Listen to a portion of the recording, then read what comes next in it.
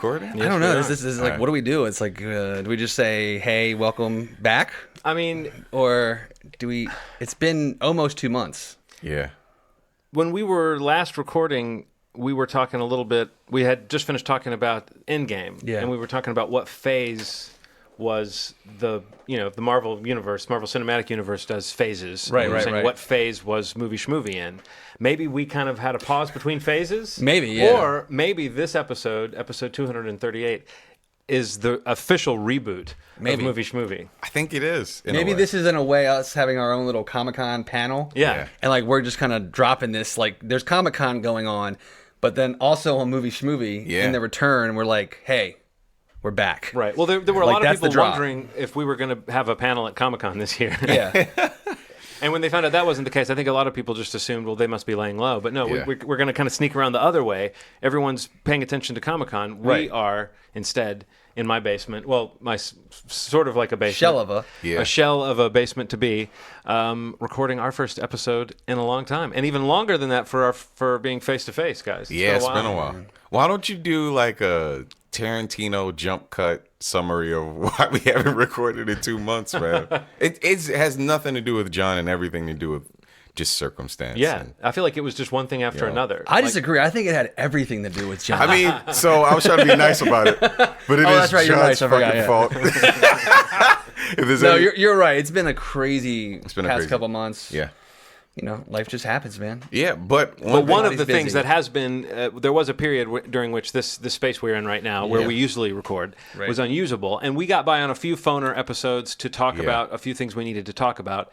But it got to the point where I think maybe one of the things we were waiting for was a face-to-face episode. We didn't want to keep doing the phone episodes because those are good, but I think we enjoy the chemistry more when we can see each other. But that being said, then I think it just got very easy to sort of let another week go by. I'm sure you guys were very busy in your lives. Yeah, man. Yeah. Summer's rolling along. Yep. It is. But I'm glad that we came together. We had a pretty cool short conversation about our plans, and I think we all agreed. And then that one went nowhere. Right. And then we had another one, and that's where we got to this point. So thankfully we had those seconds conversations. Right. And you know, I think it's just one of those things. We had to just figure out, you know, we love it, and we got some pretty, I gotta be honest, I got a lot of people reaching out like, what fuck is, I was at work and I wanted a movie podcast to listen to, and you guys weren't there, so yeah, it was nice, man. Well, this one goes out to that person. It's too bad that we weren't there. No, it was several. It goes out to only that first one that came to your mind. Just the one. Because that's the one that mattered most. There has been a lot that might have happened on this show had we been recording. Like we probably would have done an episode about Toy Story 4 or something in that neighborhood. We probably would have done something about Spider-Man Far From Home. We probably would have talked about maybe 5 minutes. We would have poured a little whiskey on the grave of the Fox X-Men franchise, which ended with a very kind of limping out the door sort of entry. I don't know if you guys saw Dark Phoenix, but No, I did not. I did not see it. It felt very much like a movie from the 90s or something, didn't it, Steve? Like it was a total throwback. It was a mess. It didn't have any of the sort of hooks that might have made, even if you are iffy on the X-Men movies, which I think a lot of people are. Had become. It's like there was always some character, some reason, something to make you follow through. But everything about it felt sort of reheated. So even though there were some actors trying and there were some sequences that kind of worked, there was a hollowness to it. So sure. Anyway, I have an addendum. I have a addendum. An addendum. You need to get that looked at. A slight edit. How's your insurance? Pretty good. That's pretty good. That sounds serious. I have some body damage. Okay. But yeah. So let's rewind a bit to Infinity War. I gotta say this, man, because this is like important. Okay. Wait a minute. Who are you? Ronald. And who's this? Are you asking him? Steve. Or I'm asking him. Steve. Hey, that's Steve. I'm Steve. Steve. And you are John. John. Okay, got that. Okay. Okay. Back to your addendum. Yeah, man. A lot can affect you watching a movie, and I had some like stresses that were stressing me out when I saw it. I was like not feeling it the first time I saw it. Right. Mm-hmm. I saw it with my girlfriend's niece, who had kind of been shadowing her grandmother watching all of the Marvel movies in order. She had a list of how to watch them. Right. And her niece came over, Aaron's niece came over, and she was like, well, I got to see Infinity War. I haven't seen it. It was on Netflix. We were like, okay. Well, I had it a bunch of places, but we wanted to watch it on Netflix. Sure. Man, at the end, when the finger snapped and everything happened, something happened that I forgot about. I mean, I never like jammed 20 movies into, or 20 years worth of movies into a couple sitting. weeks or months or like whatever. she had. Yeah. But on her face was true devastation. Like real, like not like ha ha ha. Like she was like when the credits, she's like, that's it? Yes, that is it. They're gone. Yeah. Who's? All of them? All the people that disappeared are gone. And she was like, oh. So she learned a lesson. People die. It's also that's such a genuine story because like how old is she? Like 11? She's 7. Oh, 7. Okay, she's younger. So it's like right at my point only being that like a kid, a child, or a teenager even, like they don't have these machinations in their mind running about, oh, that's not how the movie industry works. Like right. There's another one coming out next year. They're gonna bring them all back. Like I'm sure, like the mind of a child or a teenager that's not thinking about the movie business, like to experience it like you're describing, where you're just like, you know, even as an adult, so, I kind of still felt that way, even knowing that Endgame was coming a year down the line. But it's like, well, like I kept saying, they still let us sit in that feeling of the good guys losing for a full year. So it's like whether we knew they were coming back or not, it was not the way those movies usually end. Or did they win? That's another question. That's like a weird one about the way that they did this one. Like they did a lot of unconventional things. Like I still don't feel highly about Infinity War. There's like a. It kind of sounds like you do, Ronald. I'm telling. Endgame did something. Sounds like Endgame to me was so much better. Well, what you had said was if they nailed it with Endgame, your opinion of Infinity War would go up automatically anyway. So I think that's you remember that. Yes, I remember what you said. It was like Ronald. a real thing, man. Sometimes more than you remember. I remember what you said. I know that everybody likes to like play around with the idea of like, oh, well, it's a part of a series, but movies should stand alone. And if you watch that movie, especially towards the end of the Marvel run, that is not a standalone movie. See, I agree with you in almost any other case. I feel like Infinity War had the right of all movies to say this is the conclusion. Watch Harry Potter. But this is not that. They've been building up to this all these. I'm just saying, if you watch Harry We've Potter, been down this road before. He's just telling you you should watch Harry Potter. You know, you're right. It's like you got a weekend coming up. You got none of this though. You got a weekend coming up. You should just watch Harry Potter. This isn't about Avengers. Stop this what is just you're like doing and watch Harry Potter. But you should just watch Harry Potter. I'm just saying. Stop what you're doing because I'm about to ruin the image of the wizard that you're used to. My name's Humpty. You know what I heard about Humpty, Ronald? He once got busy in a Burger King bathroom. Wow. Is that been confirmed or that's just a rumor? You know what's funny is they used to bleep that out because it was but it always sounded like he was saying I once got busy in a motherfucking bathroom or something. That's what I thought he said. So when I heard it was Burger King, I was like, oh. That's it? It's not even something controversial like Chick-fil-A. I once got busy in a popular chain. A burger chain. A chain that you probably know, but we can't say.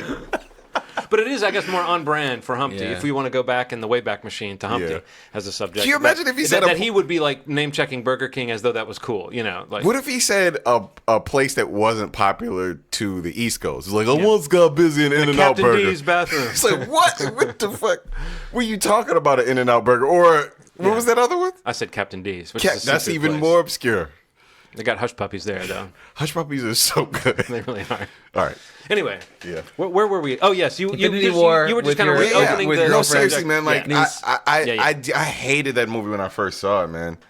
And it blows my mind that you still use that word. Hate it, yeah. No, I but you know what? I respect you. Bright, Infinity War, Terminator 3. Just fuck with me, man. This is no longer on that list. Okay, good. It's no longer on that list. Good. So if anybody is listening to this, waiting for it to like cohere into like a topic and not just a series of tangents, I think you're out of luck. I think tonight we've got a lot of little subjects to talk about. We're just hanging out and talking. We're catching back up. We've done catch-up episodes before, but I feel like this is even more than a catch-up. I really do think this is a reboot for the podcast. And maybe we're back. Things that didn't happen in the spring that could have happened. There wasn't a Schmovie Awards this year. Right. You just drove into a small without town. a Schmovie Awards. You just drove into a small town, Tangent I City. was wondering, yeah. Population 3. When I first started doing a podcast, Tangent City was a name that I came up with. And I think I found that someone was already using that, or there was already something called that. Really? But it's a good name.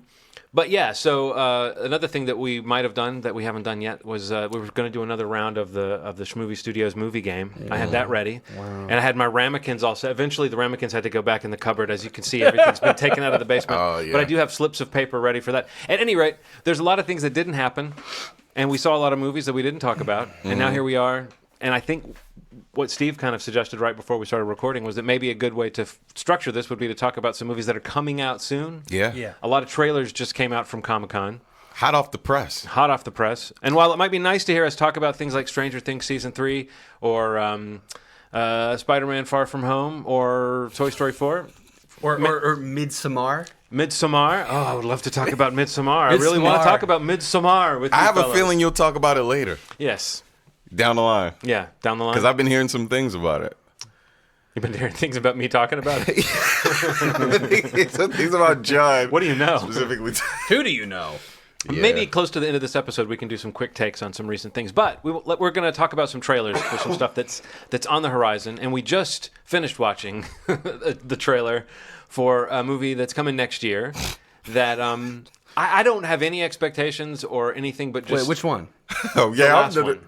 That's this year. Oh, it's coming this year? That's this winter. This winter. This is their big Oscar contender. It's going to be a cold, cold winter for me if that movie's... No, we just watched the trailer for Cats. Yeah.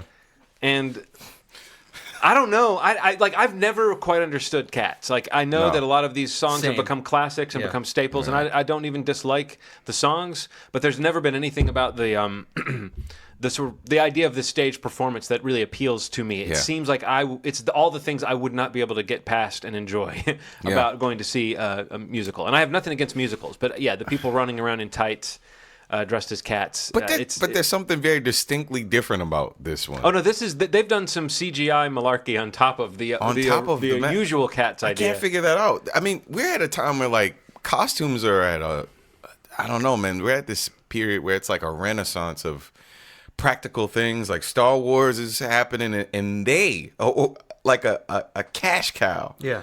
Who could just go for the CGI fest is still putting practical things in their movies.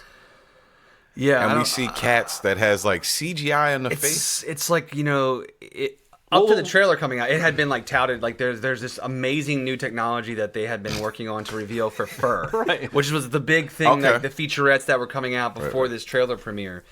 And I don't know, the trailer does not look like there's anything to be boasting about with fur. Like, it looks really weird. Yeah, they look weird. Look kind of stretched out. Shimmery, kind of, doesn't quite look like fur. And the way the human body is covered with fur and made to be as cat-like as possible, but still basically the human body. And have a human nose. It's just creepy. Yeah, it's very unsettling. Giving them the human nose, honestly, if they had a cat nose in the middle of those faces, it would be about 10% less creepy, right there. Just maybe 20. I'll go up to 22, 23% less creepy. You're flexing right I know. My numbers are inexact right now. Why did they make it seem like Idris Elba just looked like a black man with a beard? That's super weird, I was man. like, what the fuck are What's they doing? weird is that I mean, I guess all those people are willing to be part of something that could be a huge hit or something. For sure. But what a weird thing. Like, I guess maybe what I would say is that if I've been mystified by what Cats is and why it's popular, which I have been, this trailer did nothing to make me understand what it is that would make this thing a huge hit. So it's like, is this going to be a hit, or is this weird? Is it too weird? The thing is, the trailer doesn't look terrible. It doesn't look like, I'm not like, this is trash. No, it doesn't look like they didn't try. I have no desire to see it the first day. I have no desire to see it the second day or the 90th. Right. You know, it's just something about... So the entire theatrical window.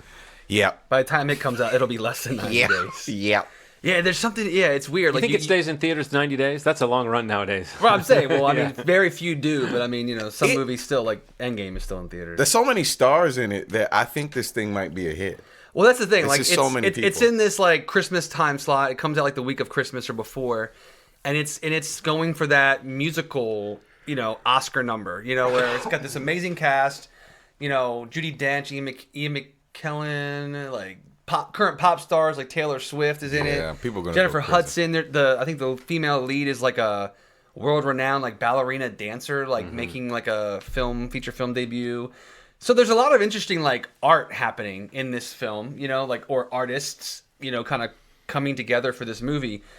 And Tom Hooper's an interesting director to, he's had a pretty high level of success with Oscar films. Mm-hmm. So, there's a lot lined up there, but first impressions, agreed, with both of you, actually, I've never really understood the Cats sensation. Mm-hmm. But it does nothing to make me want to be a part of, what could possibly be an exciting time for And none musicals. of us are, afraid of enjoying musicals. At all. I love musicals. No. I love musicals, man. No, for sure. Right. And some of the music is fairly iconic. I recognize a lot of the songs, but all I think about watching that trailer is how much time and money was spent on that CG that looks so weird. Where why was a practical outfit not created and then do some CG to touch it up? The decision almost seems like it was motivated by a desire to not do something that would feel too stagey or would feel too related to what we've seen before, which is people with makeup on. But I really think with this cast and the way they're filming it, they still could have worked a lot of movie magic and not have that super off-putting aspect of Jennifer Hudson in particular. Her face looks so oddly mapped on that cat face that I think I would spend half the movie just going, what's real and what's not, as opposed to if it was makeup, you would just go, oh, that's makeup is kind of cool, and it seems like they could do something kind of cool with the makeup. Anyway, I feel bad even saying all this because A, it's a trailer, and B, I think it has "not for me" written all over it. Yeah. It's weird.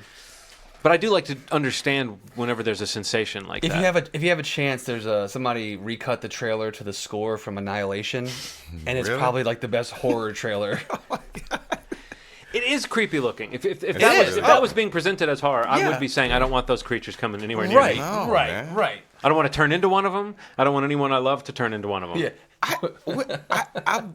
I think Rebel Wilson is a really good actress. I don't want to buy anything bought, sold, or processed. I get so tired of seeing her. They're just oh, why don't you fall down a couple times? She's silly. She has range, man. She really has range. So that stuff disappoints me. But don't you bring Rebel Wilson into a movie like this so that she is that? She's funny. In this kind of big mainstream so funny, thing, isn't her bringing her in to be the comic relief? So, but yeah, she's probably taking that money oh, okay, I can. Oh, you want me to fall down another time? Absolutely. Who wouldn't? Yeah. I don't know. So that's a probably pass for me. I'll see it. I'm gonna see it, but does nothing for me. It's actually a piss for me. So it didn't say 2020. It said 2019, huh? It's December 19th. Oh. Damn, they're really trying to. It's their big Christmas week. This might not be musical Hollywood Oscar run. It might not be terrible. It looks terrible though. It just looks weird. He's just. It is also 5-6 months out, so there may be stuff done, still to the CG. Is it gonna be like Sonic Gate? Well, I don't think so because they are all in on this movie. This is a massive budget movie. Okay. But Sonic Gate. Yeah. I feel bad about Sonic only because I like Ben Schwartz. Yeah, but it has nothing to do with Ben. I know, but I'm just he's saying, involved in it. Sure. It was an odd choice to create this sort of quasi-realistic blue hedgehog humanoid creature. It really was. Not quite the same uncanny valley area that the cats are in, but it's in that neighborhood of this is an off-putting creature I'm looking at. If you don't want to see Sonic, I'll give you a good counter. That Pokemon movie. I didn't see that. Detective Pikachu. Was it good? It's fun, man. It looked really fun. It's a fun movie. I honestly thought the way one episode that CG is incredible. The way they brought those characters good. into the Speaking world of was fur, good. It's Who Framed Roger Rabbit. Yeah. It is Who Framed Roger Rabbit in a really cool way. They've used the comedy. It's done in a really cool way. Yeah. So Detective Pikachu. What else did we just watch? Yeah. What about? Well, I just mentioned a horror trailer. Let's talk about the new It Chapter 2 trailer. This is, I think, the final trailer for the movie. It comes out in second or third week of September. Yeah. This is my most anticipated movie of the year. Mm-hmm. Endgame, love it. It's one of my favorite movies of the year. But just in pure anticipation, just because this book, this novel, even the miniseries, like I've said it on the podcast before, like it is just like my jam. Mm-hmm. And I just think that who they have involved with it, just the production value, the cinematography, everything just was so good about that first chapter. And the teaser that came out was great, and this trailer is just phenomenal. I think it's firing on every cylinder that they need to have it showing for the book, for the fans of the movie. And I mean, it just looks amazing. Like the casting is so spot on. Yeah. And it looks genuinely scary, which is like a mainstream scary horror movie that's going to dominate the box office, is exciting as all hell.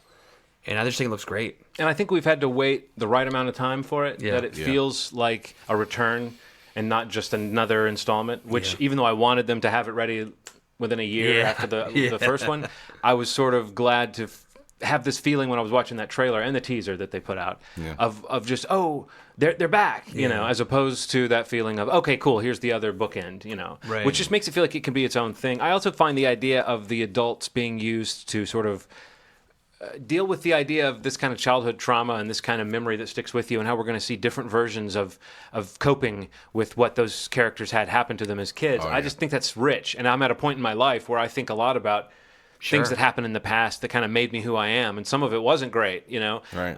And some of it I still haven't dealt with, and the idea of being thrown back into a situation where all those literal nightmares are still waiting for you. I just think it has the potential to be a very emotional movie on top of, as you said, scary. And the trailer points to a kind of genre mix that we don't often see. Maybe it's very similar because of the Stephen King underpinning to the way that Stranger Things, which just had a really good third season, can combine the sci-fi and the horror and the caring about the characters and just these elements that swirl together to be a truly dangerous world for the characters. Yeah. One thing that I was thinking as I was watching the trailers, in past, I'd say like 3 years, we've been seeing these like shoestring budget, well-made horror films, right? That great. Oh, it cost $2 million to make, $36 million in profit, $50 million in profit. I like to see these high-end ones that have the money thrown at it that are equally as exciting, equally as great, and that's something that we're not seeing quite as often. There still isn't quite the market for these high-end ones the way that it is for these ones that can flip a profit the way that the smaller Blumhouse ones are. Right. So I love to see something like this come along that excites the hell out of me, that looks like lots and lots of money was thrown at it, but still doesn't lose its integrity. And that's something about this trailer, man. I haven't gotten excited about a horror film like of this budget since the first one. I mean, that's when I saw that trailer, I was like, this is different. This is different than anything I've seen in a while. I think you're 100% right that just the idea of a big budget horror movie is something that sometimes it has to be like the Alien films, Prometheus and Covenant, both had that aspect of these are huge budget movies, but they're essentially scary films. But those have other trappings to them too. It's a franchise entry, it's sci-fi and everything. When It came out, it really did seem like, and I think that's one of the things we talked about when we did an episode about the first It, was just the production value and the scale of this, and that it does seem like this is a story that resonates with people. There's something about there being like a team of characters that are going to reform. It's not totally unlike the way it feels when it's, say, like the Avengers trailer or something, or this Justice League trailer, and you see the characters kind of forming together. And they managed to create that sense with just one movie and a couple years of anticipation. And I really do think the cult of that movie, so to speak, has grown since it came out. So it was a success when it came out, but I think a lot of people who've caught it on video have just pointed out what you said, Ronald. It's a well-made movie. And I think people who are horror fans like to see a horror movie that has money thrown at it. I mean, for years I've been hearing Guillermo del Toro saying he has these projects that he wants to do, that it's hard for him to get the budget he wants to do, the sort of movie he wants to make, and that would be more straight horror, you know. So it's just a shame that has been seen as not a viable prospect, and maybe this is the beginning of. And I do think Stranger Things too. Not to keep looping that in, but I think that is another thing that has shown that there is this hunger on the on a wide level, like people who aren't necessarily fringe dwellers who are looking for that latest like obscure genre thing. You can have these mainstream down the middle entertainments that really do leave a mark, that really do awful things, and really do play with these tropes. And maybe there's something in the air right now that people want to see something that goes a little deeper and gets a little gnarlier, but still has that heart and that underpinning of ultimately caring about the characters is what's going to carry you through. And again, where the stakes are high, kids can die. Yeah. I think I'm all in. Also, I also wanted to say this, man. There's something about Stranger Things is an incredible show, but it's also accessible at home. I think there's something really cool about movies that are bringing people out to the theater. I think there's something. It still isn't the same experience. Experiencing in the theater with a bunch of people you don't know, the tension's high. You know, the sound's really, you know, it's being thrown around the room. Yeah. It does something to you a little differently than it, you know, watching it at home. So I think that this is going to bring people out. I'm excited. Yeah, it's crazy to think, like, even what your point about the budget, and as right as you are, the first It's budget was $38 million, which is a budget of any movie. Like they just don't really make movies in that range usually anymore. You have a lot of what you're talking about, like the Blumhouse model, where it's like sub 10, maybe 20 if you're M. Night making a Blumhouse film or Jordan Peele making a Blumhouse film. Wow. But like 38, it's like that's kind of in that weird area that they don't really make tons of films anymore. So I mean, for that movie to come out and make like over $700 million worldwide, like yikes, more. You know, that's insane for a horror film. You know. That's pretty cool. So I don't know what the budget on the second one was. Obviously, I'm sure it's more, even just simply with who's in it. Yeah. But I think it is like what John was saying, like this really incredible feeling of like, even the shots in the trailer that kind of gets me pumped up, like the wide shot of the adults walking down the main street of Derry, and you just see their backs, but you see the whole crew back together, the adults, or you know, or at that table in the Chinese restaurant. Like it does feel on a smaller scale like Avengers is what first popped in my mind. Yeah. You know, it's like they're back together. Yeah, there they are. You know, it's like there they are. But there's and I'm sure that mentality of like that excitement for Endgame in some indirect way maybe plays into that. But I think the trailer looks incredible. And I mean, I was sold 100% already, but it just like keeps, you know, reinforcing how badly I want to see that movie. Oh yeah. Also, the editing where you see the younger version and then the older version, and they're finally connecting those characters for you, because you might have known from the casting reports if you were following it like we were, you know, who was playing who. But some of those are just such great choices. And I mean, there's Bill Hader. I'll always be excited to see in this type of movie, especially where it's not a straight comedy. But James Ransome as Eddie, the older version of Eddie, is. Like, even visually, is just that like... fade is like, that's the one that's like... Yeah, your reaction to that trailer when that fade happened, you're like, oh! Like it looks just like like that kid. Yeah, it's just so well done.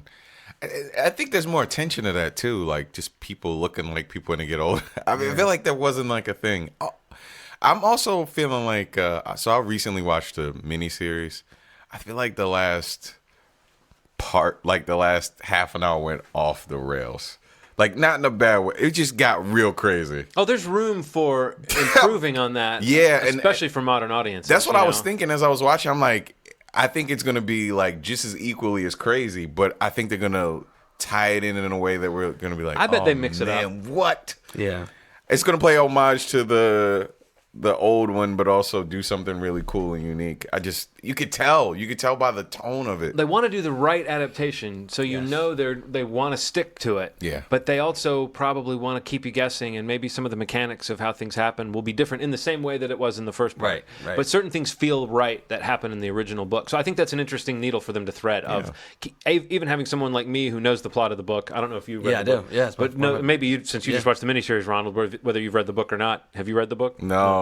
But you just saw the story, so you know essentially what happens. Right. It's like it's set up well for that same resolution to work, but I also expect it to be, I don't know, I'm thinking of like watching Hannibal and seeing how that moved in and out of the stuff we knew about what Hannibal Lecter had done, and some stuff was different, some stuff was the same, but the spirit of it was often the same. For sure. So yeah, I'm very interested to see how they play that conclusion, because I think there's just a ton of stuff they could do differently to make what's weird about the book and what was maybe very cheesy by today's standards about what the miniseries did, that this movie can just do so much more than they could have done, you know. And I think that there's some stuff that's hard to visualize that Stephen King wrote.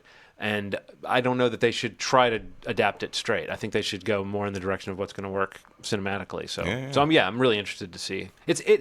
That 700 million figure is crazy, but I guess it's because this is kind of an iconic property, sort of a stealth iconic property. People remembered the series. That name has some heft to it. Pennywise has like recognition. Yeah, and then the book. And that cover, the book cover, is like iconic whether you read the book or not. Maybe you were a kid and you saw it on your parents' shelf and it scared you and you didn't want to read it. But still, that's what like my son was saying, maybe for Halloween this year, there's a sewer grating outside our house, like a little grating in the middle of an alley, and he was saying we should have a red balloon coming out of it for trick or treaters as they walk by, and I was like, that's kind of cool. But I bet other people are thinking of that, and I bet they're all over the place. In fact, I think that's like a marketing thing that they're doing. It is, I'm sure. So I know the little kid in the yellow jacket was a marketing thing for like Georgie in the jacket was like a big part of the marketing for the first one. Yes, so how cool is that it's got those kind of iconic visual cues, and it's coming up in the fall, and it's like during that season where you can have a giant hit. They're stretching that idea of what are the summer months when people go to see a lot of movies, bringing it into that Labor Day weekend is that really whole smart. Run up to Halloween, that movie's gonna play so well. Mm-hmm.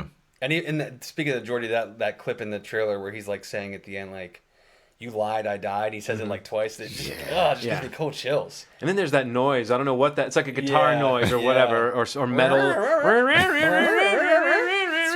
It's the equivalent of that of the camera sound from the Chainsaw remake. Yeah, it's that. Oh it's man, that with like that sounds like a string being tightened to the. Yes. Ugh. Some sounds. So we're all in on this. It sounds like. Yeah, absolutely. What's the next one we watched? Well, we watched Top Gun Maverick, or Maverick Top Gun, or Top Gun Maverick. The first one. Top Gun Maverick, which just looks like. I mean, if the claim was that Disney, when they were making Captain Marvel, that they were making a '90s throwback, that still looks very much in the Marvel House style. This movie looks like the most literal '90s throwback I've ever seen, right down to the way it's photographed. Which is good. It should feel like a sequel to what it is. But I don't know. It's interesting to me. I think it's interesting how straight this trailer plays that Tom Cruise ego. Whereas lately we've been seeing him undercutting that with a little comedy. There's really nothing in this trailer to indicate that Tom Cruise has a sense of humor about himself at all. Maybe this is an iconic part that he wants to sort of respect, but I kind of hope that the movie has a little bit more of that, whatever we've expected from him in recent years, of kind of playing the joke of Tom Cruise a bit. But I'm not the biggest Top Gun fan, so maybe I'm not the best judge of this trailer. It certainly looks expensive, and some of those flying shots are very cool looking. It had the patented, no matter what Tom Cruise trailer you're watching, they like to show the maybe 5-foot shot from his face. They're like, he did this stunt. Oh, yeah. Oh, you see his face? He did this stunt. There's no doubt he's in the back of that jet. There's no doubt about it. He did this stunt. I think that's pretty cool. And I love that he immerses himself into that stuff. What I do wonder, as a person who is, our taste is spanned across a couple decades at this point, right? Mm-hmm. I wonder if there's a place for this movie in 2019, 2020 for an audience that isn't quite as familiar with Tom Cruise, the brand, or Tom Cruise, Top Gun, Tom Cruise, Maverick. Is there a space for this to like destroy? Name brand recognition does seem to be a big thing, but we have seen it fail in certain ways. It would be strange to think that this movie couldn't be like a down the middle hit, but I know what you're saying about the trailer itself does not. It seems to really be selling this movie to people that love Top Gun and love Tom Cruise in that role, and Tom Cruise. Yeah. So I don't know. Like, what do you think, Steve? You might be our resident Tom Cruise fan, even though I think we're all very sympathetic to Tom Cruise. None of us are opposed to him. I'm an easy mark for this. The music, the kick in. Yeah. Like you said, even just the look.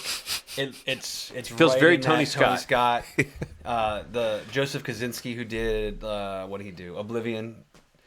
The film that introduced Ronald to sci-fi. Movie. Yeah, I'd never heard of sci-fi. But or an alien language. I just think that it looks, I like the movie Oblivion, but whenever I think of it, that's all I think about is that it's the movie that began the genre of sci-fi.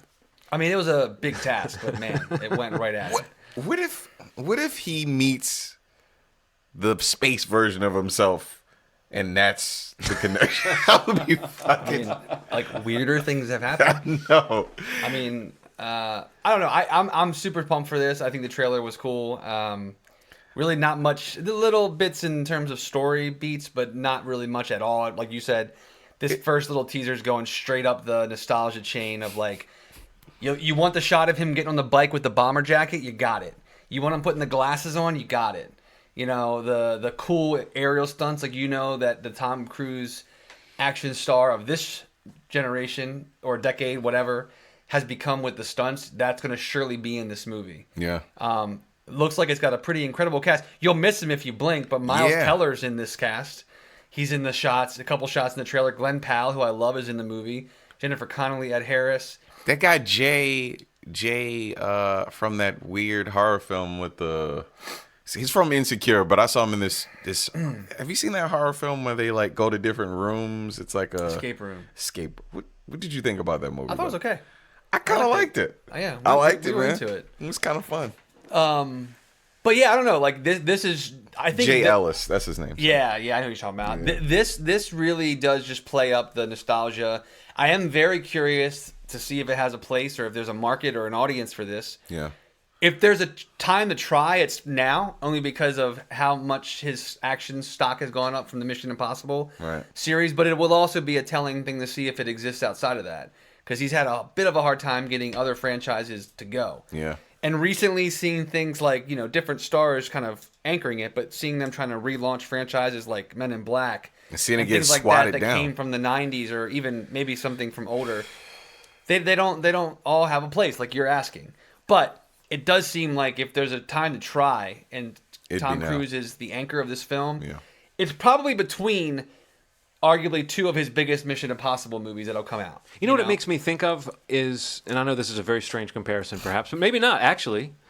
In fact, this might be a very linear comparison now that I'm thinking of it, because it's the two brothers in this case. Mm-hmm. But it reminds me a lot of the Blade Runner 2049 trailer, which unquestionably looked beautiful and like an attempt to sequelize Blade Runner for a modern audience, when you saw it. Right. And yet you wondered, like, who's this for? Yeah. And I feel like Top Gun Maverick is like in that department of like, it's a mainstream thing. And it just seems like a shoe-in. And I think it's just what you kind of are hinting at, Ronald, at least as far as how I'm interpreting what you're saying, is something that I'm kind of feeling too about a lot of these, which is sort of the same way we wonder, when's it going to be, as we wondered, like, what's going to be the Star Wars movie that turns out to be a disappointment? Well, it was Solo. And it wasn't because it was a bad movie necessarily. It was because of all these things around it. Yeah. What's going to be the Marvel movie that's underwhelming compared to expectations? These nostalgic things like Blade Runner, you'd think just saying, hey guys, we're doing a sequel to that. We're doing Citizen Kane 2. That there's a certain amount of people going, well, gosh, I got to see this. But maybe that idea only goes so far. So I think it is interesting to wonder, when will it break? I don't think Top Gun is going to be the brand that they can't somehow spin into like a good opening weekend or something like that, especially if the movie has a lot more to offer. But that teaser was definitely aimed at the nostalgic piece of he's back, Maverick's back, and the idea of we're updating the idea of the stunts in these movies, knowing what Tom Cruise likes to do in his movies. Now we're turning this movie, which seems like it's primed to just be a stunt test reel of Tom Cruise rolling around in jets. Yeah. So to me, it just seems like I don't know who that audience is that is like clamoring for more Top Gun. The same way that I think there may not have been really a wide audience that was clamoring for more Blade Runner. Yeah. I think it's a little wider than who were clamoring for Blade Runner, but I it's still definitely feel like wider it's than that. very niche still. Yeah. I think it is a really interesting take, and I think it would be very curious to see how the marketing handles trying to reach outside of just the nostalgia Tom Cruise-ness of it. If you can. I don't know if you can. Because, I mean, you think about the rest of the cast, and I mean, like, Miles Teller has not turned out to be a brand. No. Glenn Powell is probably more of a brand than Miles Teller, simply because of that Netflix rom-com he was in that was so good with Zoe Dutch. Remember we talked about this last year? It's called like... that was a really good... where they're the two assistants for their bosses, Yes. Taye Diggs, Lucy Liu. Oh, that was a good movie. It's great. I feel like more people know him because of that movie than what of an audience exists for Miles Teller, who are like the two male young people in this movie that like would be the next generation of a Top Gun franchise, maybe, or Jennifer Connelly, or the other lead. Like you're not building this movie around other people. You're building it around Tom Cruise and people that want to go back to the danger zone. And it's just like it is really interesting to see if enough people are there to want to do it. Yeah. Or if it's a pure nostalgia hit. I think that because of the sort of movie that Top Gun was, that it will step outside of pure nostalgia just because it was for lack of a better term, shallow, mainstream, like it was not going for anything. It was so clearly what it was. Do you know what I mean? Like Top Gun was a big hit. It had like steamy sex and flying footage. Men and Tom playing Cruise, volleyball. Yeah, men playing volleyball. Off. It had Tom Cruise being the most Tom Cruisey kind of pompous, the most fully formed version of that. An icon. Yeah. An icon. Yeah, right.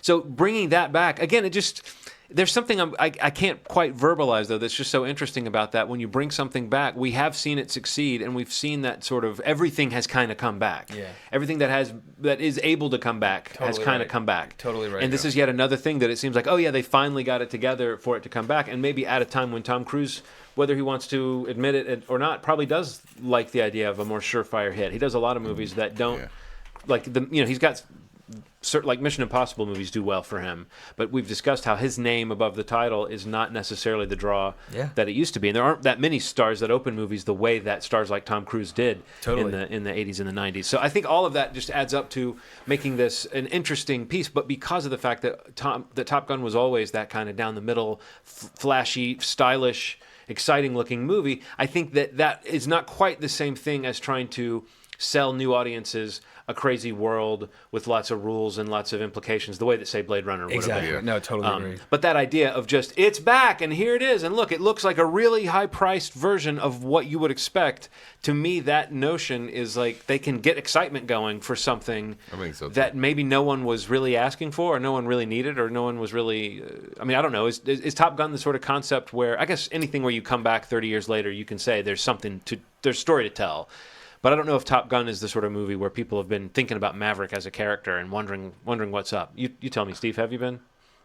You ever just look out at the night sky and wonder what Maverick's every doing? night when I go to sleep. Are you writing fan fiction? You know what I do think, though? I love Top Gun, though. Yeah. I'm not knocking it. No, I know you're not.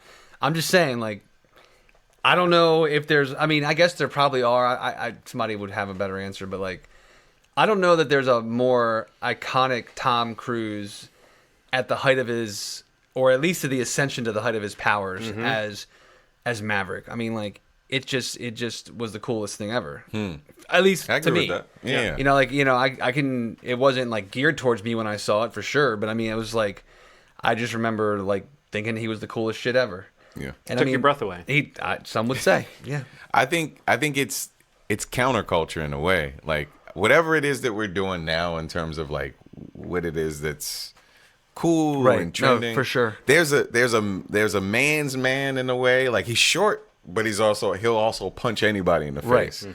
He's also bold and defying his boss, and these are all things that don't happen in a lot of movies anymore. Right. That's which are like tropes from the 80s that drive us. Honestly, that stuff plays well to a big crowd. And that's not happening now in a lot of movies. So I think if they market it well, if they have like some snappy lines from Miles Teller, they have some cool shit from Tom Cruise, they have a bunch of the guys. Maybe some surprises. Yeah, some up and coming guys that are like tough, and he's like moving around with them. I think that it can work, but it has to be marketed in that way. It has to be like, this is a man's man, but also in the middle of this are cool people that he gets along with that are a little younger. Yeah, they've got to get that into the marketing. They've got to get like I think what's his name, Jason from The Good Place. He's in it as one of the guys. Like there's a young cast around it. You see glimpses of it in the trailer. Yeah. Like when they recreate the loving feeling scene, like on the piano, like that's the shot of Miles Teller that you see. You would never know it was him unless you freeze it because he's got like a mustache and. But that's got to be a big part of the marketing eventually. It can't just be only Tom Cruise. And remember this guy. Yeah, it can't be. So, it's also reminding me, as we talk about it, it's like Creed Yes. is another franchise that did Perfect a very similar example. thing, bringing it back. But like what we got this time would be like, what if the Creed trailer was all about Rocky instead of all about, you know, Michael They B. have Jordan. to. And what was that first Creed trailer? Was it? I can't even remember. Was it all Michael B. Jordan? I think it was. I think they almost. Now I want to go back and they watch. almost saved Rocky for like, Yeah. you know, like a big hero moment in the trailer. Right. But at any rate, I think that it'll be interesting to see what the lead up, what this is like, them selling them on what kind of what you guys are saying, what this movie is, but continuing to say, hey, remember Top Gun? Yeah. I just think it's interesting when they do that. Hey, remember that? I mean, it's just we are in the day where if it's got a shot, somebody somewhere is going to figure out a way to make the deal. Whereas maybe for a little while there were certain properties that they thought, oh, we're never gonna see that again. That was lightning in a bottle. But now it's just like, you know, and you hear about certain projects that they can't get off the ground, like. They've been talking about a sequel to Beetlejuice forever, and that seems like it could so easily be a shoe-in. Yeah. People love Michael Keaton right now. Tim Burton kind of needs to go back to that weirdness. Winona Ryder is even back. Super hot right now. And yet they can't seem to get that going. Yeah. Some kind of Fletch reboot Oh my God, or that's new like version. forever. And the last time I heard the news, it was a few years ago, but it was Jason Sudeikis that was lined up, and I was like, man, that's the best. Perfect. That's the best solution yet. Like, who can replace Chevy Chase? I was like, well, okay, Jason Sudeikis actually has the smugness and the kind of handsomeness to pull it off. But still, that has. I mean, so you would think certain things would just get off the ground, and I know this has been building for a long time. Wasn't Tony Scott actually going to be involved at some point? They were. It was in pre-production. So yeah, some movies that seem like maybe they were never going to happen, and then they're here. Crazy. So this is just a teaser. I have a feeling they're going to do everything you just said, Steve. They're going to sell it to audiences today. They're not going to totally lean on the teaser can be about Maverick, the character. And it comes out a year from now. Yeah. So the other reality is that, you know, that's maybe what they knew they had to cut for this. Oh yeah. You know, like let's get those nostalgic beats, the Maverick in the plane, the Maverick on the bike. Yeah. The loving feeling shot, the volleyball shot. Because the rest of the trailer is really just him conversation with Ed Harris. Yeah. Everything else is quick cuts and that flight sequence at the end. Mark my words, the second trailer is going to have one of the young guys respectfully making a joke about Tom Cruise's age. Or same shit. Like just like defying him. Like he's like an operator of like a drone. Strike, and like here's Maverick, who's like the old school pilot. Like, you know, there's got to be something. Someone's going to say, but like I know what you mean, Ronald. Someone's going to say his name in a way that's derisive, or he's going to do something clumsy, and they're going to say, "Oh, you're a real Maverick," or something. You know, there's going to be some. There's going to be something like they that's the way that this thing looks like it's going to be. Right. Which I'm excited for. That part is really pretty exciting, but it is counterculture. It really is some different to what's happening. Yeah, to what's happening right now. So that's why I think it'll work. Oh, yeah. I have a feeling they're going to... I don't see this being a flop. I'm just very curious about this whole idea of things coming back. How well will it do? Like what you said, is there a place for this? I think that's really in a nutshell, the question. It's like, if we accept that there probably is a place for it, what is the place? And I guess maybe the thing is, you don't know anything from a trailer. Yeah. They have not really told us what this movie is yet at all. It can't just be beautiful shots of the mountains and those jets zipping around. Right. I thought Men in Black was going to do well until I found out there were breakdancing aliens as the villains.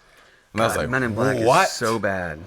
I heard. It's really I haven't bad, seen that. I can't. Man. It's horrible. Well, that cast had me hopeful that it was going to be like sort of a great way of kind of giving Chris Hemsworth this sort of the sort of slot of saying like, okay, now people know you're funny, so you can carry a movie like this. And Tessa Thompson too seems like she's primed for this kind of role. So I was really sad to hear that. I gotta say, man, like I did not see it, so I shouldn't really speak about it. I had the same feeling, like, oh, they were great together in Thor. Yeah, like they were not good together in this movie. I heard that. Their chemistry was not there the way it was in Ragnarok. And I don't know if that's because of the material, because apparently there was like massive reports that came out after a bomb that like. They each had like hired their own like script doctors to come in and fix their parts because the script was so bad. And who is it? Was it F. Gary Gray that directed it? Yeah, like that he was having troubles with the production, like where they couldn't, like the script was being rewritten. But like I think it's probably more that than their chemistry. But even them, like being the things like, oh man, they were fucking so good together in Ragnarok. Like I will watch this. Like them, it's bad. It's really disappointing. And I mean that's the example of like this. Let's go back to the '90s hit. that was like a franchise. Right. That even up to like whatever it was like 8 years ago, like there was the Josh Brolin one. Yeah, that was a pretty decent hit. Yeah, it was. I liked the movie, and it actually was still pretty successful. But this one bombed hard. Like the Men in Black is done for a while. Men in Black 3 actually worked because of somehow it managed to not seem like it was trying to be the biggest movie in the world in an era where most movies like that are doing that. And fact that it was kind of small and it was playing more to the comedy and the villain even. I think Jermaine Clement played the villain. It was more like a funny villain, less of like a, it's the biggest threat they've ever faced kind of thing. And they got a lot of mileage out of Tommy Lee Jones when he was younger, not looking that much younger. I thought, so good. Good stuff. So that's pretty cool. We shall see. Maverick. Yeah, Maverick. So did they bring Will Smith back next time just because they're now afraid, or do they, because all these franchises that have like an offshoot, you know what I mean? Like that's like an abortive offshoot. It seems like if there's any interest in doing more, they'll what like about the 21 Jump Street Men in fact. Black crossover that was that should have happened. This was optioned over that.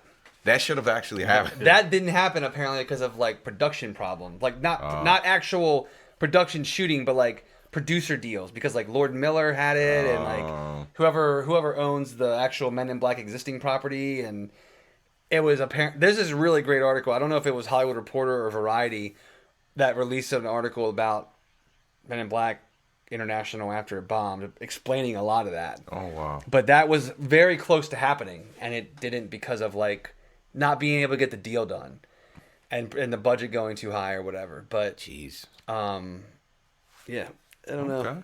Well, damn, man, I gotta check that article out. Eventually, maybe. You got your time's better spent elsewhere. You're busy, man. What have you seen, Ronald? Anything you want to mention before we wrap He's seen things nothing. up? I don't know. It's been so long. Well, we know you've seen part of Stranger Things season 3. Yeah. How far are you? 4th. Okay. Right down the middle.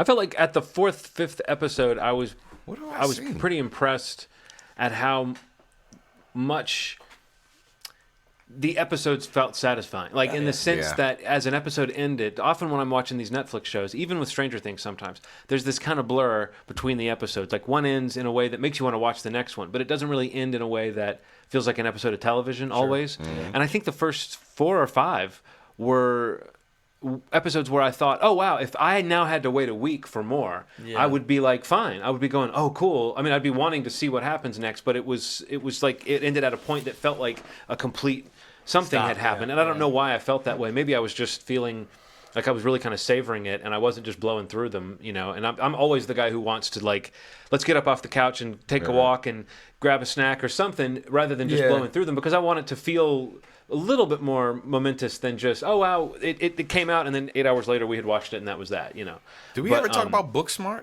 No, I don't think. I didn't see it. Have you seen it? Yeah. One of the best comedies I've seen in years. So you did see that? Yes, I saw Booksmart. So you saw something. I saw Booksmart. Going through your checklist there? Yeah, I'm seeing what I've seen. Booksmart was so good. Hellboy, do not see that movie. Shit, it is shit from beginning to end. It's really bad. Yeah. Little, couldn't finish it. Pet Cemetery, couldn't finish it. Couldn't finish it. Couldn't finish it, man. That was fucking weird movie, man. Did you think that movie was good? I thought it was okay. It was solid, right? But it wasn't good. But I finished it though. Shazam. That's like from fucking March. I know. Let's not go back that far. March, was that March or April? But it came out on Blu-ray. Oh, you didn't see it in theaters? No, I did. Yeah, come on, man. Come on, man. I don't see the WB ones in theaters. WB. I don't see the DCEU or whatever. It was really good, man. It was a really. Fun, I a lot of fun. I think that what DC is doing, which is making these isolated films now, is so smart, man. Because they could do. Because they can succeed or fail and not break the whole system. Whereas their other movies was like the upcoming slate, right? But the other ones we knew, and again, Marvel has done that too. But like, I think Marvel called that shot after they had already put out a few movies that people enjoyed. Whereas, so. But then I think you're right. Between Aquaman and Shazam, it shows that they are, and even Wonder Woman to some extent, it shows that they're going to have better success if they zero in on a character and let the movie have its own feel.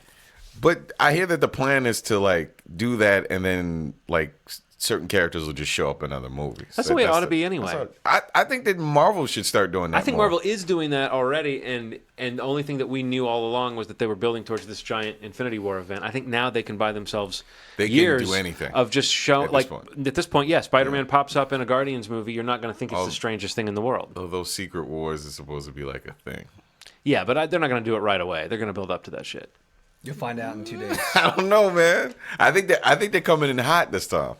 I just think there's a lot that they can set up that they haven't done yet. That they have been so methodical. Now, I wouldn't be shocked, I guess, if they announced the next big slate, but I don't even think they need to do that anymore. I think what's really interesting is this is going to be a run where we are really going to get characters that a lot of us have never seen on screen, have never seen on cartoon form. Yeah. I think they're going for... I mean, straight up, some of the ones they've even announced so far, I've never even heard of. Yeah. They're so obscure. And they're... Like Shang-Chi is not even really a known quantity to me. And right. the Eternals? I know different versions of that idea and what that might be, but I think that it marks... still feels wide open. They're trying to do that thing. What I think is kind of interesting is they're still trying to do that thing that they were doing in the beginning of the Marvel run, where they literally did not have those bigger franchises, right. And they made these people that were lesser known into huge people. Yeah, I love that they're doing that for these unknown comics. There's just a bunch of... Most of this new phase, I literally have only seen once or twice in comics. Yeah, so that's amazing. Especially for you to say that. Like, yeah, man, it's impressive. You're pretty familiar with stuff. It's impressive, man. Yeah, no, that's because they could fight dirty. They could have Fantastic Four. They could have X-Men. They could do that. They could slate those things, and it probably they will. They will eventually. Yeah, they will. But if they dumped them in the front, well, they've earned enough right now to say this is our shot to introduce and that's why they're already in production. Yeah, they I think Saturday they'll probably officially maybe introduce some of the cast or officially announce some sort of small slate. Yeah. Because, I mean, there's people, what's coming up. You know that there's a Black Panther 2 that's sort of being written. You know that there's a Doctor Strange 2 that has been sort of announced. Right.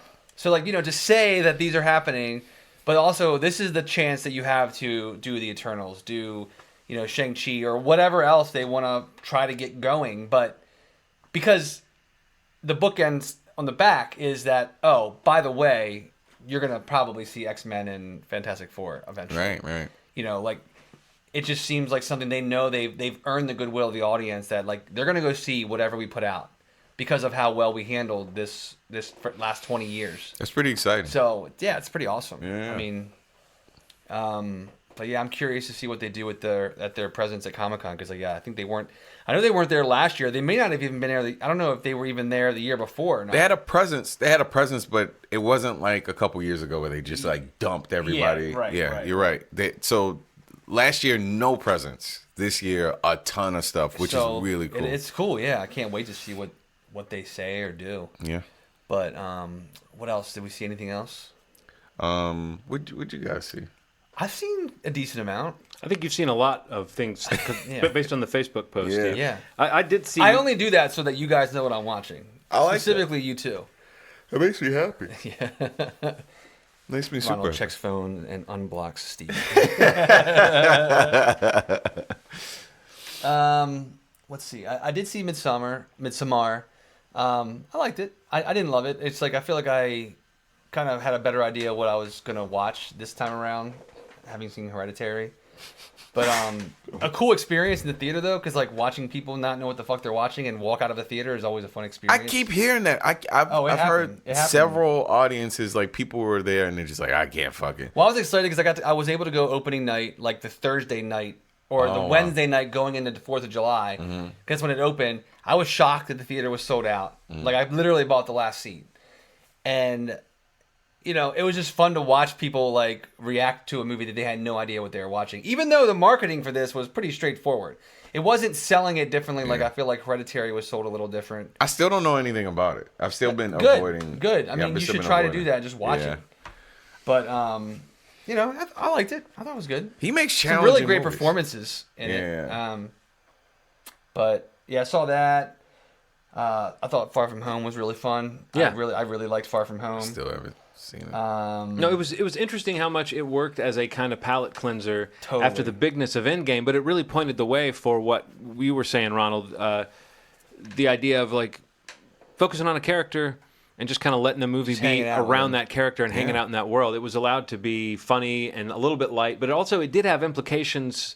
It does, by the time it's fully over, it does have implications for the way forward, at least for Spider-Man, if not for kind of what might be coming in the MCU. But it felt like a great way to sort of it just ends on a beat that lets you know that there's always going to be a problem for Peter Parker to deal with. I kind of want to watch it with you just to see your reactions with the end and mid-credit sequences. Okay. Yeah, honestly, it's the best. It's among the best ones they've done. Honestly, probably the best. Yeah, like they're bad shit. Like, it's cool. There's one moment that the audience went wild for, and I'm sure you know the moment I'm talking about. Absolutely. And it's perfect. If they're doing what it seems like they could be doing with this character, it's perfect. Yeah.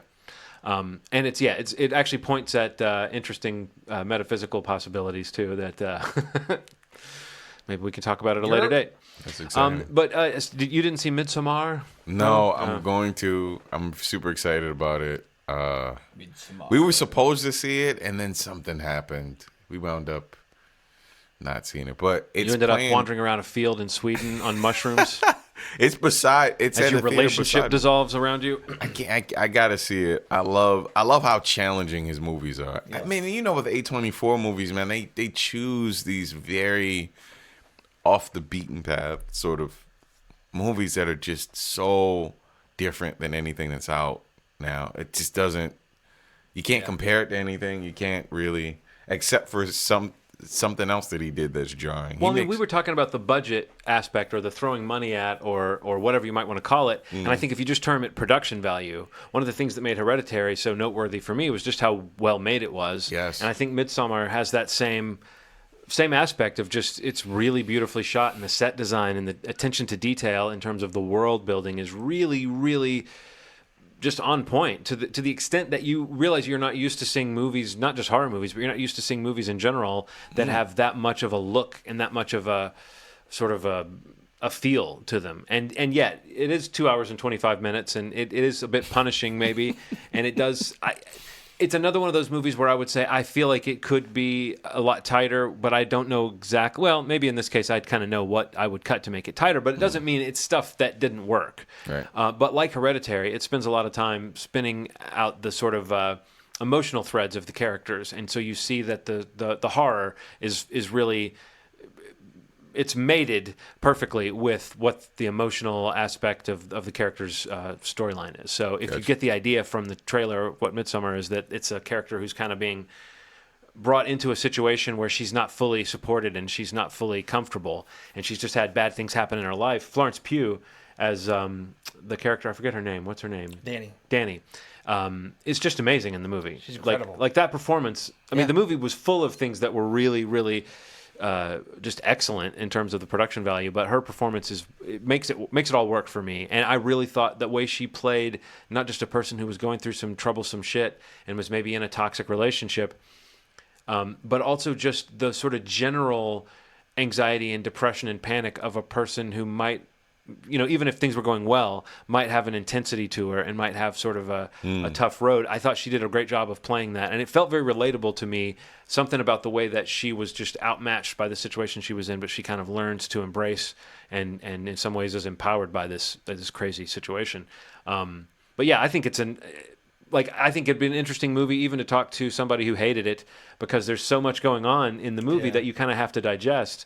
I think in some ways the more genre-fied aspects of it are the weakest parts, like the idea of a group of characters and they slowly get picked off. Yeah. I think some of that stuff is not as interesting as the sort of taking a toxic relationship and throwing it into this weird realm that's really unlike anything I've seen in a movie before. I did really enjoy it. I mean, I was surprised. I liked it as much as I did. I mean, it's not like it doesn't entirely work for me. There, like maybe some of the stuff that you're getting at, without spoiling anything. But I mean, I think the fractured relationship and just kind of like watching how that, while it itself was already falling apart before being introduced to this craziness, watching what it does to these people, and And the extent to which everybody's on like a destined track, Yeah, or you whether just see it their coming. actions are affecting. Yeah. It seems like people have several situations in this where they select themselves for a role. You know, Yeah, like it's not written in stone, but it does in some ways seem like the way things happen in the movie, it was always going to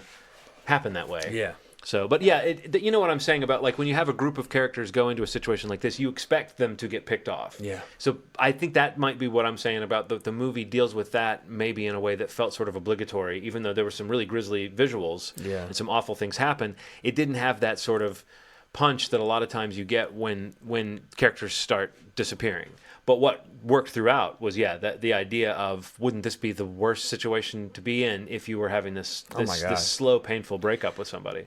Yeah, when the movie actually the first like 10 minutes of the movie I thought were phenomenal. Yeah, same. Like that whole like prelude or whatever the proper term is, like that was amazing. Like down to the camera movements. Oh it my was God, just so artfully constructed. Yes. And I was like, okay, this guy's got skill. Like, you know, just the direction even in that opening sequence, which has nothing to do with this. It almost feels show-offy. It almost was in that kind of Paul Thomas Anderson zone of like. But I'm here for it. No, I love it. Honestly, I know what you mean about the beginning being so potent. Check it out. Yeah. Because then the rest of the movie is not as flashy. Right. You know, it's still very like skill. Like there's skill all over the screen. But like just that, like the elements of that opening sequence that kind of sets the tone for Florence Pugh's character and like where she is, you know, emotionally, mentally, in her relationship, everything, it just works. It makes the rest of the movie work so well. Yeah, she's just had a tragedy occur that is making her boyfriend, who seems to have one foot out the door, sort of have to stay with her. And so he's sort of staying with her, but he's not really supporting her. He's kind of gaslighting her as he's sort of pretending to support her, but you know that he can't wait to break up with her. And that's right from the beginning. And then they end up getting thrown into this crazy situation. It wasn't like The Strangers in any way, except for, you know, the way The Strangers spends the first chunk setting up this troubled relationship. And then you sort of think, well, this would be the worst possible, if you were in the middle of a situation like that with somebody, it would be the worst possible time to have to deal with this other thing. And I think that this movie kind of makes you feel that way, that like, wow, this poor girl is in such a bad way, this is not going to be good for her that she goes to this place. But like I said, in a way she ends up being a little bit more fortunate because her grief makes her able to sort of accept what's happening rather than almost like she's almost needing to reinvent herself. But yeah, I think if you liked Hereditary and the way he dealt with grief and then threw it into this supernatural realm, I think this movie does a similar thing of taking a very relatable thing and blowing it up into this otherworldly stuff. I'll definitely check it out. I'm pretty excited. I want to give a quick shout out. I saw Child's Play. Was a little disappointed by that. I thought it's fun. It's kind of silly, but I kind of feel like it just kind of missed the mark on like the Child's Play brand or like what they could have done with that franchise, at least in the movie theaters. I think apparently there's like a TV series being developed by the original creator. Yeah, I heard that. It's like a weird feuding thing going on. But the movie, I don't know. It doesn't really work for me. But what I did see the same weekend that I thought was actually pretty great, which was Annabelle Comes Home, which surprised the hell out of me because it's basically like a Conjuring verse movie that takes place in the Warrens' house, in that room that you see in The Conjuring, like where they keep all the relics of all the cases. Yeah. And it's like, okay, let's have a night where a babysitter goes into that room and unleashes hell.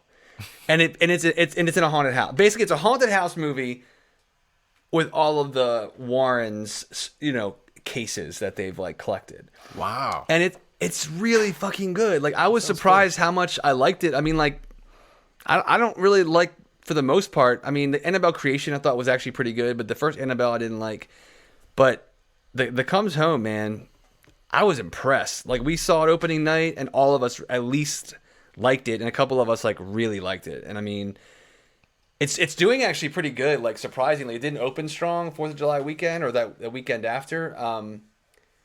But just for that, anybody into the, I mean, you probably maybe people have probably already seen it, but in that Conjuring verse, you know, filmography, I actually would highly recommend it. It was actually directed by Gary Dauberman, who has been writing a lot of the Conjuring verse movies. He's also written the It Chapter 1 and 2. Wow. But he directed this. This was his debut as a director. But I don't know, just like really well handled. Like the, you know, one of the big criticisms that a lot of people hit the Conjuring films and the offshoots with is just like the whole, how it entirely depends on like the jump scare, and that's all the movies are. Like they're there, but I mean, there's a lot of these like anti-jump scare scenes in this movie where it's kind of playing into the fact that it knows that you're expecting that, and it's trying to like maybe set up a scene in a different way. And I don't know. I just thought it was a really straightforward, just fun horror movie, and I love the idea of like a haunted house Conjuring movie that is literally all of the little items that the Warrens have collected over the years, and it's just I think it works, and a great young cast. They all did just a great job, and yeah, man, I really liked Annabelle Comes Home quite a bit. It looked like they were throwing a little bit more oomph behind it. Yeah, with it being a sub-Conjuring, so to speak, entry in the franchise, but bringing the Warrens in seems like Henry, who really enjoyed the 2 Conjuring movies, saw the trailer for that. And I was like, oh, that's really cool that they're in it, you know? So I thought, and then I saw you posting on Facebook about that. So it just got me to thinking, whatever people want to think of those James Wan horror movies, or that you know, his style, kind of flashy style, or because I've heard several people that are really big on the Conjuring films, and other people seem to think it's the worst thing to ever happen to the genre or something. Wow. But I like those movies. And I'm open to the idea that these Annabelle movies or The Nun or whatever, that, you know, you could do The Nun Part 3, and if it's an interesting director, I mean, ever since Mike Flanagan's Ouija movie. Oh my God. I'm thinking great example. that these franchise entries in a franchise that you don't even have to love could turn out to be super fun. And that really reminds me of classic horror from the 80s and the 90s, and you know, when I was first getting into the genre, where you would say, oh, Part 5's the best one, you know? Crazy, right? And it's just, you kind of have to be a somewhat geeky fan of a genre, I guess, to dig that deep and know which ones are the best ones. But oftentimes a director will get on a franchise, or a writer, or just they'll have a good idea or something. So yeah, totally the fact that that's so true. I'm not that interested in the Annabelle movies, but this one looked kind of fun. Yeah. I like that. I love that. That's another thing about this kind of current era of there being sort of a horror renaissance that I like, is that these franchises, horror movies are sort of built for franchising. Somehow they don't lose anything with the idea that you're going to... I mean, you know, you can still have that perfect movie that you kind of wish would stand alone. Right. But in general, horror movies have always been the movies that get a Part 9 and a Part 10. So I love that idea of going, oh, well, you didn't like the last one? Well, maybe this next one will be cool. We're going to we're going to go to space, or we're going to go underground, or we're going to bring in the Warrens, or, you know, whatever. So... definitely check it out. I think you guys would like it. Cool. I don't know. It's still in theaters now. It's still doing okay, but... Even if it's when it comes home. If anyone with misophonia is hearing us smack, it's because we just ate these mussels, these steamed mussels, or smoked mussels that Ronald brought. So good. I should have brought more, but... Well, no, that was a good snack. Appreciate it. Thank you. It gave us the protein we needed to just push through this episode ending here. Yeah. I feel like we did it. We caught up somewhat. I'm glad we came together. I miss you guys. So are we going to do this? Are we going to be back in a couple weeks? I think somehow? So. Yeah. Some way, somehow? Absolutely. I'll make it happen. There may even be more of a basement. Oh. Next time. Something to look forward to. Yeah. This is the first house I've been in where the term "this house has good bones" really is like a thing. I'm like, oh, I get what that means now. Like, I'm seeing it. It's like, oh, you see the bones. This is like really good bones. It's a good house. It's really cool. We fired the contractor who was dragging us through hell and who was dragging this remodel that should have taken 4 to 6 weeks out to 6-7 months. We got rid of him. We finally settled with the plumber that we were using that had his own problems, but that we needed him to finish some work. He's done. The work passed inspection. So now Nikki and we're being our own general contractors on the rest of this project. Oh, cool. And it's great to be in control. But it would be sure nice if the contractor we hired last November had been like a really good guy who would do this for you, because it is hard getting things coordinated, getting people in here and stuff. But I do think in a couple months we may have a nice. People don't like movie money. Studios will be a much nicer place than it ever was. Yeah, in just a few months. I'm excited. People don't like money, man. That's something I've realized. They want it for free. But well, the guy we fired, I'll be clear, he ran off with our money. Yeah. But you know, they don't want to do work for the money. They just want the money. You know somebody's bad if you fire them and you're not sure how you're going to get your money back from them. And we're talking lots of money. Yeah. I'm sorry to hear that. But you're still relieved not to be working with them anymore.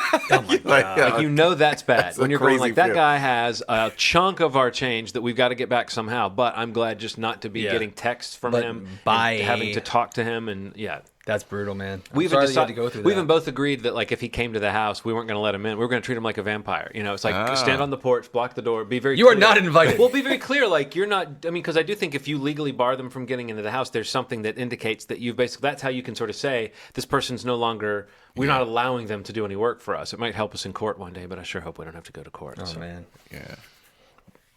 Well. We should maybe do an update to episode come. on courtroom dramas just to. We should. I've been watching a lot of that on YouTube lately. Judge Mathis, paternity court, couples court. That's like our thing at night now. You know, when I was doing a little bit of acting, I always wanted to be the lawyer in a big, flashy courtroom scene. I guess that's what probably a lot of actors, but it just seemed like that would be super fun to be like the guy who's, you know, testing the patience of the judge and like, where are you going with this, counselor? You know, that guy. Oh, you'll see. Yeah. Like that's the line you were born to deliver, Jones. You gotta lean towards the what do they call the people that The jury. Yeah, the jury. They call the people. They call the people. What they call the people? When they're leaning against it with the compelling argument. And at some point, you have to like some surprise person has to bust in the back of the courtroom and you do that turn. Yeah, I do the I call my next witness. Yeah. It's like a really pretty woman. She goes, "I declare." Oh, that's so dope. I've been watching a lot of old shit lately. Don't be easy on me. Oh man, I love it. I declare. I do declare. Oh my! Oh my! He would never do that. Lion's sakes! Frederick would never kill that He man. would never. How could you even say that?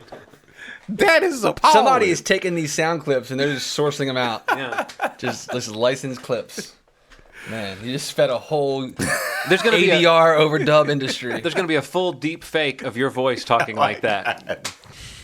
Man, that's becoming the thing. That's scary. That man. Cats trailer looks like a bit of a deep fake. Do you remember back when? I wish it was fake.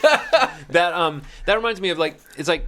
It used to be that photos. You saw a photo and you were like, "Well, there it is." And then Photoshop was like, "No." And then there was the audio version, not that long ago, right. where they were showing that they could take tape. And I've always thought about that. I'm sure you guys have realized too that because of podcasts, someone could basically make us say anything. Yeah. Because they've got hours and hours of us saying shit, so they could. But like, not that. I think we're way down the list of people that that it wouldn't even be a scandal if I said something shocking. You know what I mean? I'm not famous enough. But no, that's scary. And now that the photo thing is getting to the point where it's not so much that it's perfect, it's just that it's getting to the point where you don't have to have tons of money to fake this stuff and make it look. So if you're really good with the technology and you're really clever with it and you've got the right footage, then you could really do something that would look very, very real. And with it being digital footage to begin with nowadays, I guess it's harder to trace things that have been doctored or that shit is insane. Or just the fact that even if you can prove it's not true, the fact that the image can get out there and make millions believe they saw you do something. You're too late. Right. Yeah. Did you guys see that one going around last week of Jim Carrey? Yeah, in The Shining. As The Shining. It looks crazy. Wow. That's fucking crazy. But also, if you're going to reboot The Shining, think about Jim Carrey. He could actually probably do a pretty good job. He'd do so well. I'm not kidding. Somebody just did some casting for the studio. No, I mean, honestly, I was watching it going like, oh, yeah, that's kind of creepy how well that works. But I was also thinking like, though, he's got that. That works. Like, He really got it. He could do something that would make you think, okay, he's got the right to go big, the way Nicholson had the right to go big in that role. God. The first time I saw a deep fake was Mr. Robot. It was Obama on TV talking about right. the organization. I was like, what is this? It was so spot on. And remember the Obama one that Jordan Peele did? yeah, That was like a whole like this is what a deep fake is. yeah, Be aware because he was doing his Obama like from the Key and Peele yes. show. And they right. swapped And they his face. swapped the face. And They've been doing that a lot. It looked fucking real. It's so weird, man. It's getting to the point now where like we're really gonna have to watch where the news is because it affects you as soon as you see it. That's the thing. Well, that's like he's saying. Like even if somebody's like, "Oh, this is fake," that person that saw that may not hear that. Right. It's like too late.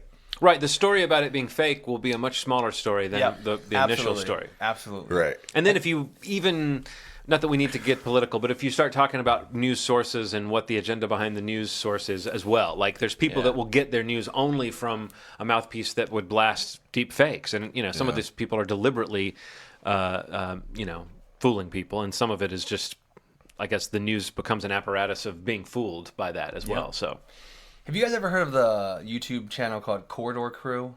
No. They're like a visual effects house that actually does like big Hollywood films, but they have a pretty viral series recently. It's basically like VFX artists react to bad and good CGI. Oh, if you, I like stuff like like I'm that. like super obsessed with watching this stuff on YouTube. What's it called? The channel is Corridor Crew, and the series is VFX artists react.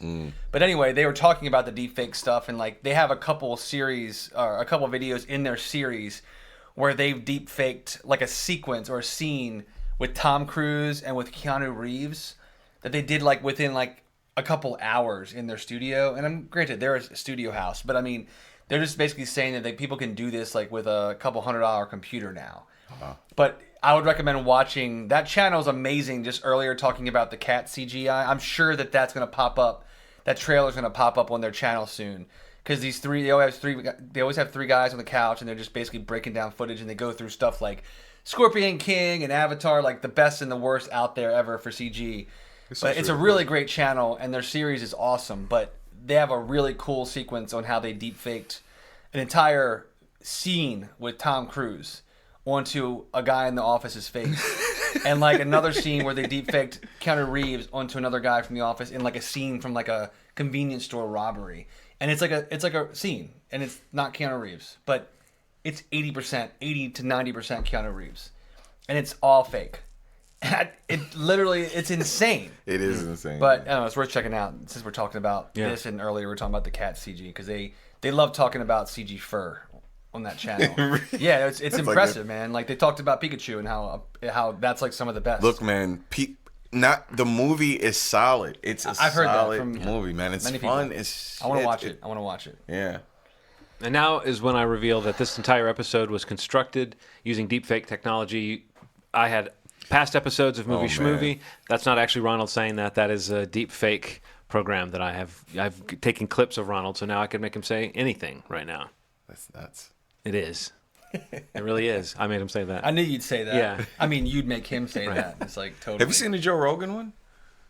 The deepfake? Yeah. No. That's probably the weirdest one. I'll have to find it. It's like talking about aliens and butts and. I love watching this stuff. Like it drives me insane that it's possible. Yeah. But some of them are so convincing. It's scary. Yeah.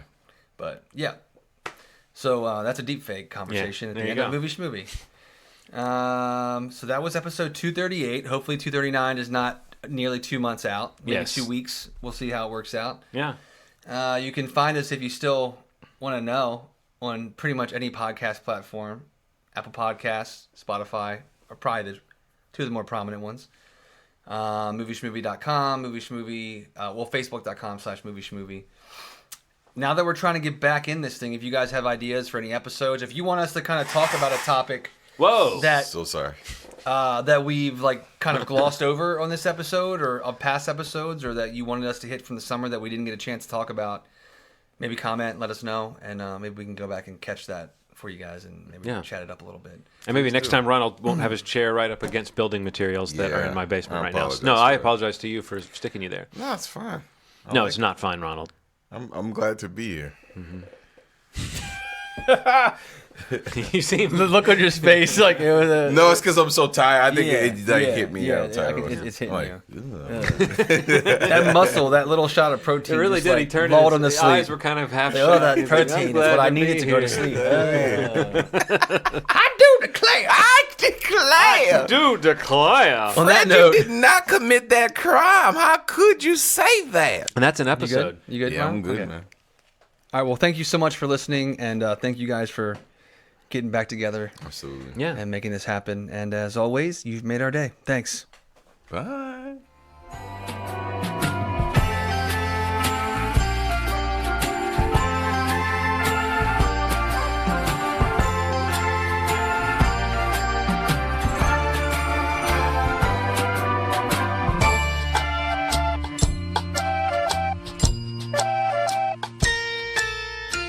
This critic that I follow on Twitter says, so he had been tweeting today like how much he'd been waiting to show his wife the trailer for Cats because like she like loves the musical. And he said, finally showed my wife the Cats trailer. She just said this is the final straw and left the house. Of course. call him my lawyer. Fucking got me, man. That's so funny, so fucking man. funny. It's pretty spot on though.